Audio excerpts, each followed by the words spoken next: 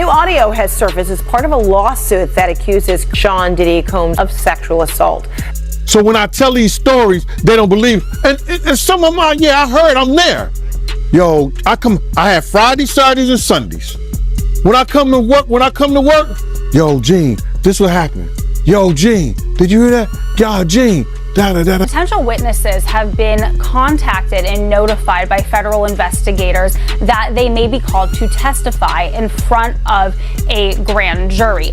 You done birthed a lot of these fucking content creators.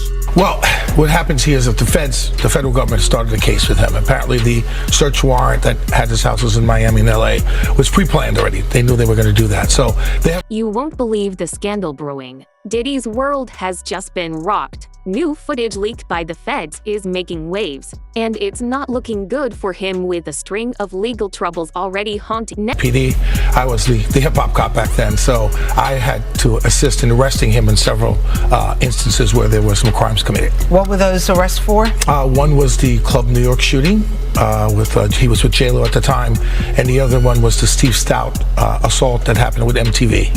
Right. Okay. So I have some exclusive information which you just heard. The fact, if it's true, that they found a lot of weapons at his homes, what do you think this could mean? Well, what happens here is that the federal government started a case with him. Apparently the search warrant that had his houses in Miami and LA was pre-planned already. They knew they were going to do that. So they have a much bigger case. Right now with the guns, they're going to check them. They're going to trace them, see if they were used in any crimes. They're going to go over anything about cooperators that are cooperating with them. They're going to be talking to a lot of people about certain criminal acts that he might have committed, and then go from there. And what about the videos? Well, they're going to sift through those videos. They're going to look at them and then see if there's any criminality on those videos, and then they'll go from there.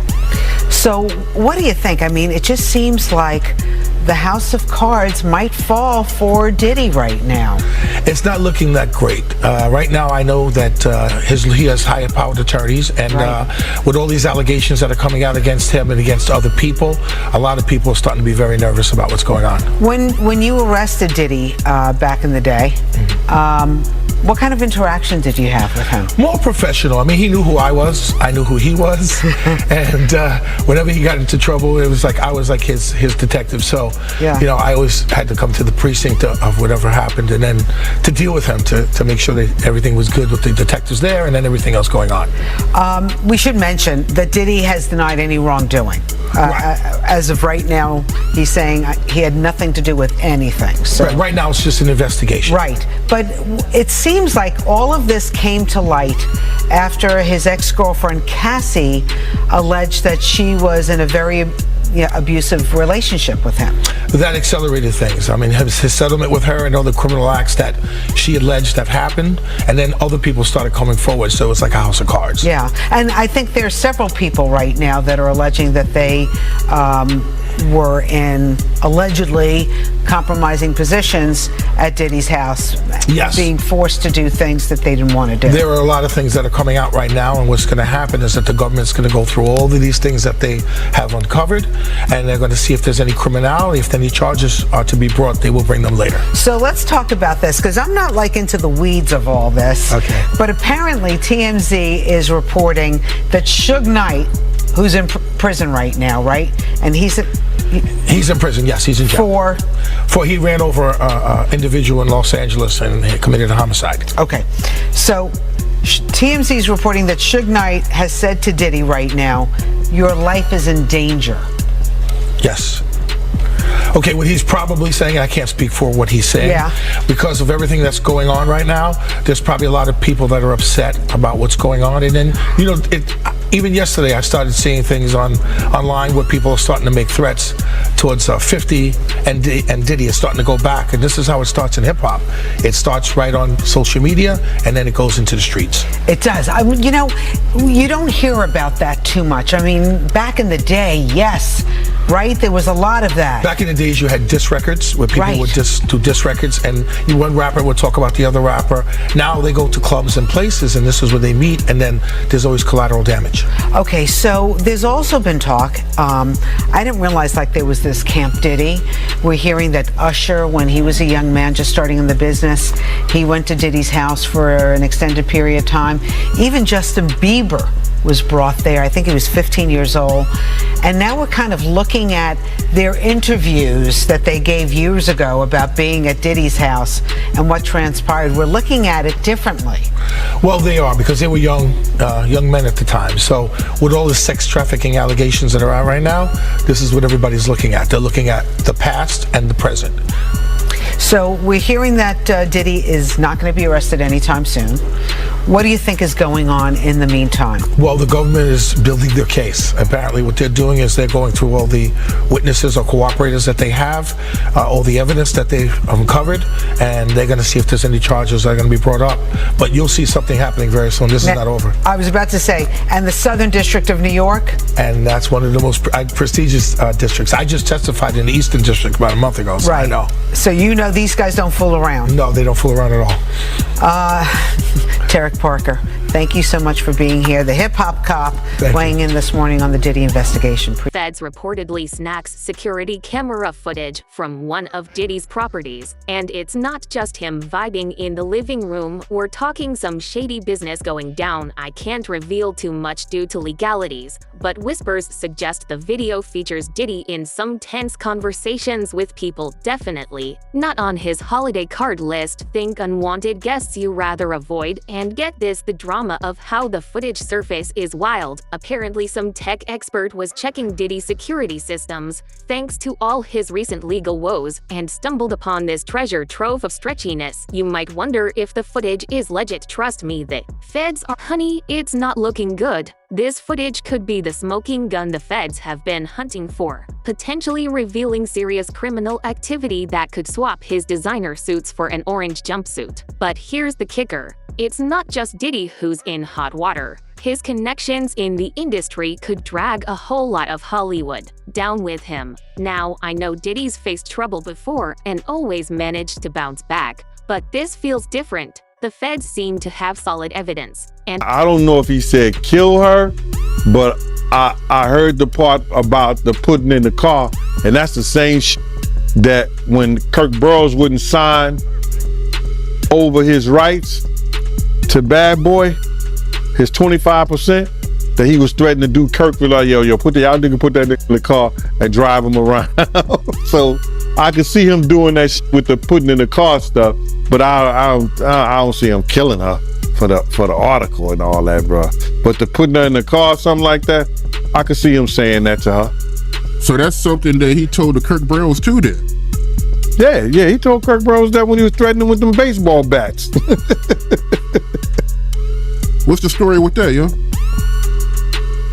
I think it was like Kirk had to sign over Bad Boy. He had like 25% of Bad Boy, but for them to get the deal, everything had to be in one lump thing. Like somebody couldn't owe 25%, somebody couldn't owe him for Puff to do the deal. So Kirk had to sign over his shares in order for them to do the deal, which I didn't never understand. It wasn't my business to understand it. But Kirk ended up signing over it back to Diddy with the promise that he was going to get it back once they do the whole thing with Clyde Davis and everything. And Kirk had to be threatened in order to do it. And that's was with the, it was no real baseball bats. You know those mini baseball bats you get from the games back in the day? Those little short baseball bats, they used to give them back in the day when we was growing up. I don't think they do that anymore. You know, so Puff threatened Kirk with that, a couple other dudes, and told me, you're gonna take this long ride or you're gonna give up that percentage of the company. And that's when Kirk Burroughs, he signed it over, he was scared? Yeah, he was scared. What else he gonna do? Yeah, that's crazy. I mean, to hear that from you, you know, that confirms it. Because when people hear this, they start to believe that, you know, it's being made up and, you know, people going overboard with the lies. But, you know, to hear that from you. Yeah, I know, bro. That's the whole thing about it is that. But then, you know, some people, they go by faith and other people go by sight. You know what I'm saying? I live by faith, brother. See, nobody believed he was the man that he was until they seen him running down the hall, throwing that little girl against the wall, throwing her on the floor, and start kicking her like she was somebody's soccer ball. They had to see that to believe the evil in him. So when I tell these stories, they don't believe. And some of them, yeah, I heard, I'm there. Yo, I have Fridays, Saturdays, and Sundays. When I come to work, yo, Gene, this what happened. Yo, Gene, did you hear that? Yo, Gene, da-da-da-da-da. I'm looking at this nigga like, for real? Wow. So now, everybody think that because I talk about it, that I was a part of it, and I saw it. Not everything. Did we have to rough some cats up? Yeah. I'm for that. Back in the day, I'm for that. Whatever. Sue's Rendezvous was gladiator school for me. I love that, especially when dudes start talking that stuff and what they gonna do. That's a younger part of Gene. When we doing them parties, I'm at the front door and dudes are talking that smack. I'm for that. That was a younger Gene. These are just stories of my life. It's a difference. So when Puff did some of those things like that, yeah. But I'm not going to be involved in him hurting somebody's daughter, drugging somebody's daughter, or raping somebody's daughter. Not Gene Deal. I got daughters of my own. I got sisters. No, you're not doing that. So when these guys make up that shit out here on these content creators and want to believe this and say that, you can make your mouth say it. Let me tell you, Diddy is not handling this leak well at all. The streets are buzzing that he's in full panic mode. And can you blame him? This footage Hesson shook to his core when he first caught wind of the leak. He lost it, throwing phones and yelling at his team. Sources close to him say they'd never seen him this stressed before. And that's saying something given his history of trauma. So how is Diddy dealing with this mess? He's got his legal team working overtime trying to spin the situation, but it's not looking good. Even his lawyers are concerned. This time the kicker. He's gone completely silent in public, no Instagram posts, no Twitter rants. It's like he's gone ghost, which is so unlike him. His team did issue a weak statement talking about allegations and respecting the legal process, but we all know that's just a cover for the real trouble he's in. Civil lawsuits, 7 of them directly accusing him of sexual assault. CNN entertainment correspondent Elizabeth Wagmeister is here with more on her exclusive reporting. Elizabeth, tell us what you're learning. We have learned from 2 sources that potential witnesses have been contacted and notified by federal investigators that they may be called to testify in front of a grand jury. Now, there is no timeline for when this may happen. We are hearing from sources that the investigation is very much still underway. We remember back in late March when 2 of Diddy's homes in Los Angeles and Miami were raided. That was the start of this criminal investigation, and now with our reporting that this could go to the grand jury, this is absolutely the biggest escalation in this investigation and gives some indication that authorities are looking towards a possible indictment. Now, as you mentioned, there have been a slew of lawsuits against the music mogul. He faces 8, 7 of which are directly accusing him of sexual assault. I hear from a source that many of these accusers who have filed these civil suits have been brought in for questioning, some of them being called in numerous times. We hear that many of these potential witnesses have been cooperating with these investigators, some even offering up evidence that they believe could be of note for this investigation. Elizabeth, the majority of the plaintiffs in the civil suits, they've now been interviewed by federal investigators in the criminal probe. We know the LAPD previously said that they couldn't bring charges based on that 2016 Cassie video because of the statute of limitations. What could federal investigators be looking at here? That's absolutely right. Because of the statute of limitations, that provides really a blockade for many of these accusers. But we do know that this federal investigation, which to your point, Boris, is of criminal nature, is largely based on the accusations that are in these many mounting lawsuits. So this is a criminal investigation at this point. Of course, we remember that when Diddy's homes were raided, that his attorneys called it a gross overuse of military force. They called it a witch hunt. We know that Diddy has denied many of these allegations that have come against him, although he hasn't responded to all of them. So at this point, it is an investigation. We have to wait to see where this may go. But again, this is a large escalation now that we know that potential witnesses have been notified that they do want to bring them to testify in front of a federal grand jury in New York City. So much more to come, but also, another thing that we have to watch out for, Boris, as these current cases are being litigated, are more accusers going to come forward? There has been a constant domino effect since November when that first lawsuit from Cassie came out, and now Diddy has been holding secret meetings with top crisis management experts, think people, who handle scandals for presidents. That's how serious this situation is. Rumor has it he's even considering leaving the country and looking at places without extradition treaties. I'm not saying he's guilty, but that doesn't look good. This drama is taking a toll on his empire, with business partners getting nervous and starting to distance themselves. If Diddy goes down, many could follow. They went to sit down with their lawyers and everything like that. So now he used that as a ploy. Okay, I'm gonna give y'all publishing back, but y'all gotta sign this NDA. Non-disclosure. Y'all can't talk about nothing about Bad Boy. Y'all can't talk about me. Y'all can't talk about nothing I did or Janice Combs Publishing, Justin Publishing or whatever he got his company's name in, or Sony, Universal, none of that. He did that for a reason. He did that to shut them up. But then he went on this whole hiatus that, okay, I'm doing this to give back because this is the right thing to do. No, you did that because you didn't want those people to come out on you. And now, if they do, you take that publishing back that you gave them, which was, okay, they say it's worth something. It's worth something, but it ain't worth what it used to be.